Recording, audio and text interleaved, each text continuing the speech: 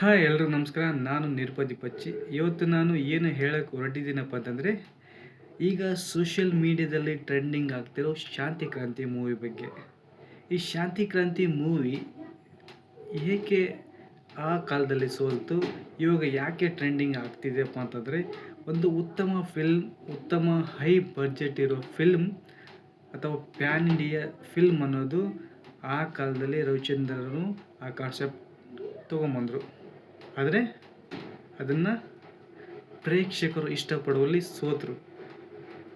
ಹಾಗಾಗಿ ಅದು ಅವಾಗ ಲಾಸ್ ಆಯಿತು. ಇವಾಗ ಈಗಿನ ಟ್ರೆಂಡಿಂಗ್ನಲ್ಲಿ ಮೂವಿ ತುಂಬ ಚೆನ್ನಾಗಿದೆ, ಒಳ್ಳೆ ರೀ ರಿಲೀಸ್ ಮಾಡಿರಿ ಅಂತೇಳಿ ಸೋಷಿಯಲ್ ಮೀಡ್ಯಾದಲ್ಲಿ ಒಂದು ತಮ್ಮ ಅಭಿಪ್ರಾಯಗಳನ್ನು ಎಲ್ಲರೂ ವ್ಯಕ್ತಪಡಿಸ್ತಾ ಇದ್ದಾರೆ. ಇದು ಒಂದು ಮೂವಿ ಬಗ್ಗೆ. ಆ ಮೂವಿ ಅಕಸ್ಮಾತ್ ರಿಲೀಸ್ ಆಗಿ ಗೆದ್ದರೆ ಒಬ್ಬ ನಿರ್ಮಾಪಕನಿಗೆ ಒಳ್ಳೆಯದಾಗುತ್ತೆ, ಒಬ್ಬ ಆ್ಯಕ್ಟರ್ಗೆ ಒಳ್ಳೆಯದಾಗುತ್ತೆ, ಒಬ್ಬ ನಿರ್ದೇಶಕನಿಗೆ ಒಳ್ಳೆಯದಾಗುತ್ತೆ.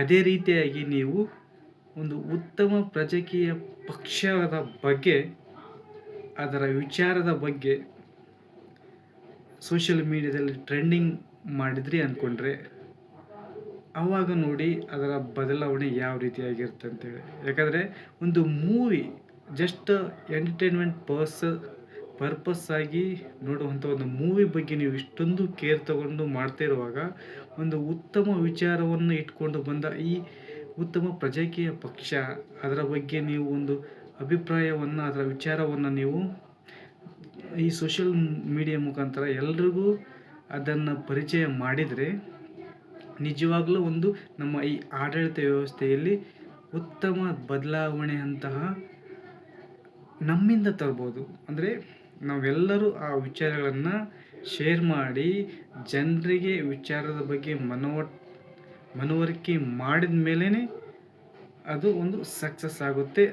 ಆ ವಿಚಾರ ಜನರಿಗೆ ತಿಳಿದಾಗ ಮಾತ್ರ ಜನರು ಇದಕ್ಕೆ ಸಪೋರ್ಟ್ ಮಾಡೋಕ್ಕೆ ಎಲ್ಲರೂ ಇಷ್ಟಪಡ್ತಾರೆ. ಸೊ ಹಾಗಾಗಿ ನಾನು ಏನು ಹೇಳಕ್ಕೆ ಹೊರಟಿದ್ದೀನಪ್ಪ ಅಂತಂದರೆ, ಸೊ ಈಗೇನು ನೀವು ಶಾಂತಿ ಕ್ರಾಂತಿ ಮೂವಿ ಬಗ್ಗೆ ಈ ಥರ ಒಳ್ಳೆ ರಿಲೀಸ್ ಮಾಡಿ ಅಂತೇಳಿ ಟ್ರೆಂಡಿಂಗ್ನಲ್ಲಿ ಹವಾ ಎಬ್ಸ್ತಾ ಇದ್ದಾರೆ, ಅದೇ ರೀತಿಯಾಗಿ ನಮಗೆ ಒಳ್ಳೆಯದಕ್ಕೋಸ್ಕರ, ನಮ್ಮ ರಾಜಕೀಯ ವ್ಯವಸ್ಥೆಯಲ್ಲಿ ಬದಲಾವಣೆಗೋಸ್ಕರ ಅಥವಾ ನಮ್ಮ ಆಡಳಿತ ವ್ಯವಸ್ಥೆಯಲ್ಲಿ ಬದಲಾವಣೆ ತರೋಕ್ಕೋಸ್ಕರ ಆದ್ರೂ ಸಹ ನೀವು ಉತ್ತಮ ಪ್ರಜಾಕೀಯ ಪಕ್ಷಕ್ಕೆ ಬೆಂಬಲ ನೀಡಬೇಕು.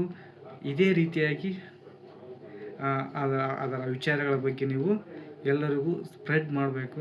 ಸೊ ಯಾಕಂದರೆ ನೀವು ಜಸ್ಟ್ ಒಂದು ಎಂಟರ್ಟೈನ್ಮೆಂಟ್ಗೋಸ್ಕರ ನೀವು ಅದನ್ನು ಈ ರೀತಿಯಾಗಿ ವ್ಯಕ್ತಪಡಿಸ್ತಿರೋದ್ರೆ ಏನೋ ಒಂದು ನಮ್ಮ ರಾಜ್ಯಕ್ಕೆ ಒಳ್ಳೆಯದಾಗುತ್ತಪ್ಪ ಅಂತಂದರೆ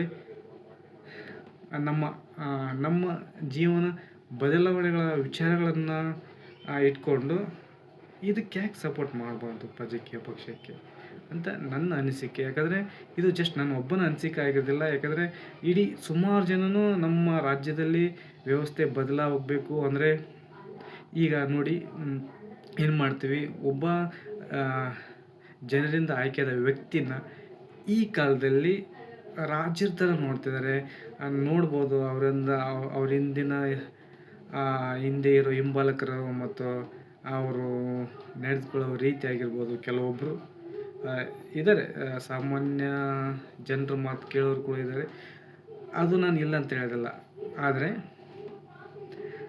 ಎಲ್ಲರೂ ಕೂಡ ಜನಗಳ ಏನು ಬೇಕು ಏನು ಬೇಡಗಳನ್ನು ಜನರಿಗೆ ಕೇಳಲ್ಲ.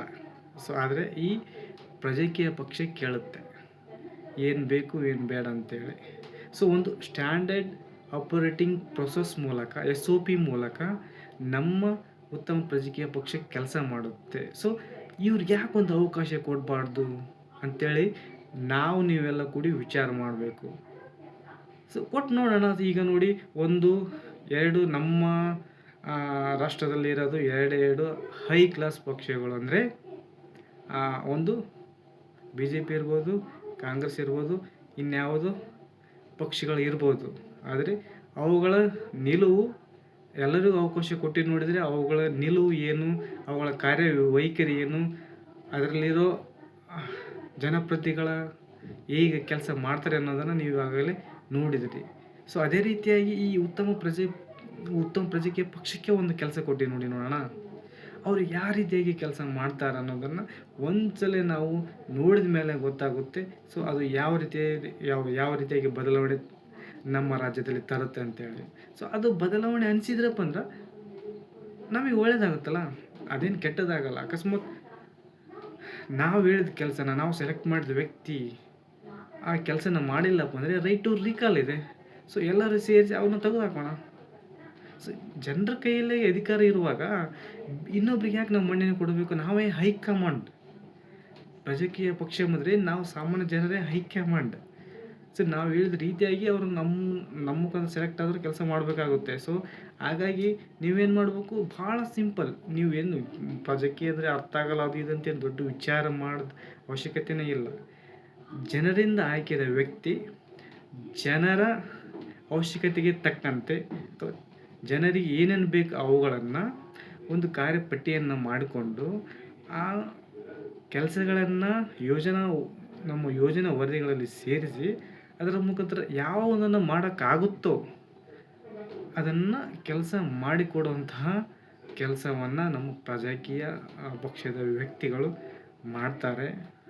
ಸೊ ಹಾಗಾಗಿ ಅವರಿಗೆ ಒಂದು ಅವಕಾಶ ಕೊಟ್ಟು ನೋಡಿ, ಸೊ ಅದರ ಬಗ್ಗೆ ನಮ್ಮ ವಿಚಾರಗಳನ್ನು ತಿಳಿಸಿ ಆ ಒಂದು ರಾಜ್ಯದ ಅಭಿವೃದ್ಧಿಗೋಸ್ಕರ ನಾವೆಲ್ಲರೂ ಸಪೋರ್ಟ್ ಮಾಡಬೇಕಂತೇಳಿ ಈ ಮೂಲಕ ಎಲ್ಲರನ್ನ ಕೇಳ್ಕೊಳ್ತೀನಿ. ಯಾಕಂದರೆ ನಾನು ಈಗಿನ ರಾಜಕೀಯ ವ್ಯವಸ್ಥೆ ನೆನೆಸ್ಕೊಂಡ್ರೆ ಯಾವ ತಳಮಟ್ಟದಲ್ಲಿ ಇದ್ದೀವಿ ನಾವು ಅಂತ ಅನಿಸುತ್ತೆ. ಯಾಕಂದರೆ ಎಲ್ಲದಕ್ಕೂ ಕಾರಣ ನಾವೇ, ಜನರೇ ಎಲ್ಲದಕ್ಕೂ ಕಾರಣ.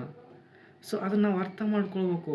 ಒಬ್ಬ ವ್ಯಕ್ತಿನ ನಾವು ಪ್ರಶ್ನೆ ಮಾಡೋಕ್ಕಾಗ್ತಿಲ್ಲ, ಒಂದು ಕೆಲಸ ಆಗಿಲ್ಲ ಅಂದರೆ ನಾವು ಅವ್ರನ್ನ ಪ್ರಶ್ನೆ ಮಾಡೋಕ್ಕಾಗ್ತಿಲ್ಲ ಅಂದರೆ ಇಲ್ಲೇ ತಿಳ್ಕೊಳ್ಳಿ ನಾವು ಯಾವ ರೀತಿಯಾಗಿದ್ದೀವಿ ಇಲ್ಲಿ ಅಂತ.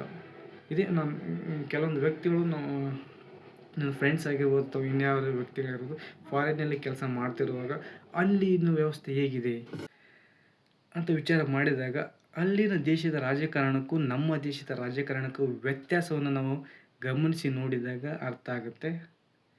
ನಮ್ಮದು ಇನ್ನೂ ಯಾವ ರೇಂಜಿಗೆ ಬದಲಾವಣೆ ಆಗಬೇಕಂತೇಳಿ. ಅಲ್ಲಿನ ಕಾರ್ಯವೈಖರಿ ಅಥವಾ ಯಾವುದೋ ಒಂದು ಕಾರ್ಯಕ್ರಮವನ್ನು ಅವರು ತಂದರೂ ಕೂಡ 100% ಕೊಡ್ಲಿಕ್ಕಿಲ್ಲ. ಎಷ್ಟು ಕೊಡಬೇಕು ಅಷ್ಟು ಖಂಡಿತ ಕೊಟ್ಟಿರ್ತಾರೆ. ಸೊ ಇಲ್ಲಿ ಹೇಗಾಗಿದೆ ನಿಮ್ಗೆ ಆಲ್ರೆಡಿ ಗೊತ್ತಿರ್ಬೋದು. ಸೊ ಅದನ್ನು ಸ್ಪೆಷಲಾಗಿ ಏನು ಹೇಳೋಕ್ಕಾಗಲ್ಲ. ಸೊ ಜನರ ಇದೆಲ್ಲ ಅರ್ಥ ಆದರೆ ನಿಜವಾಗ್ಲೂ ಬದಲಾವಣೆ ಬಂದೇ ಬರುತ್ತೆ. ಸೊ ಅರ್ಥ ಮಾಡ್ಸೋಕ್ಕೆ ಟ್ರೈ ಮಾಡ್ತಾ ಇದ್ದೀವಿ.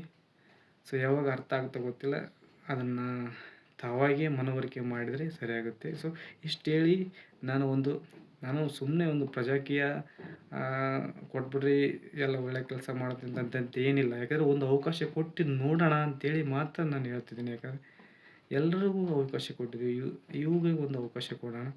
ಸೊ ನಾವೆಲ್ಲ ಸೇರಿ ಆ ಕೆಲಸ ಮಾಡಬೇಕಂತೇಳಿ ನನಗೆ ಅನಿಸ್ತಾ ಇದೆ. ಸೊ ಧನ್ಯವಾದ.